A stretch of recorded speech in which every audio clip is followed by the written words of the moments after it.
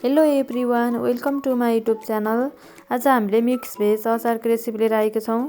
त्यसको लागि हामीले गाजर, मुला र कौरीलाई राम्रोसँग लिएर आएर पखालेर घाममा सुकाएको छौँ।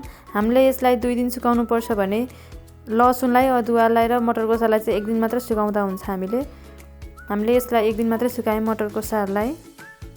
त्यसपछि हामीले 2 दिन भएपछि लिएर आएर अचार बनाउनको लागि रेडी भइसकेको छ। यतिको सुक्यो भने ठिक्क हुन्छ।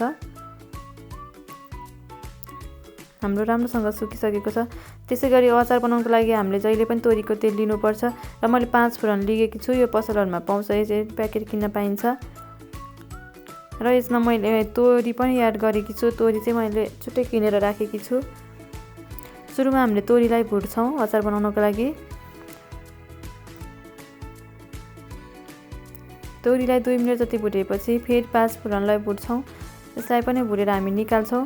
र यसमा धनियाँहरू धेरै रहेनछ 5 फुरनमा, त्यसैले मैले धनियाँ र जिरालाई फेरि एक्स्ट्रा एड गरेर फेरि भुट्दैछु, थोरै 1 चम्चा जति।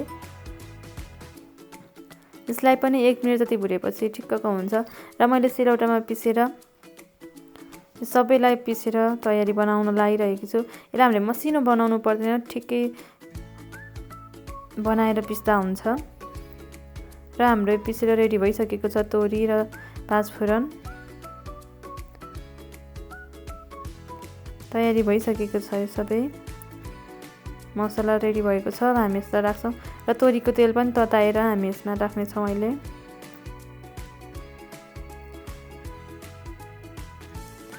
हामीले यसमा मसला अघि भुटेको मसला राख्यौँ। त्यसपछि खुर्सानी राख्यौँ, धुलो खुर्सानी 2 चम्चा।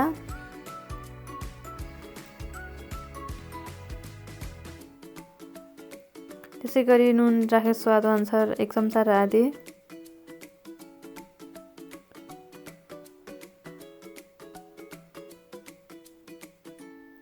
त्यसै गरी 1 चम्चा बेसार राख्यौँ। अब हामी तोरीको तेलले यसलाई जान्छौँ। तोरीको तेल तताएर अनि हामी यसलाई जान्छौँ।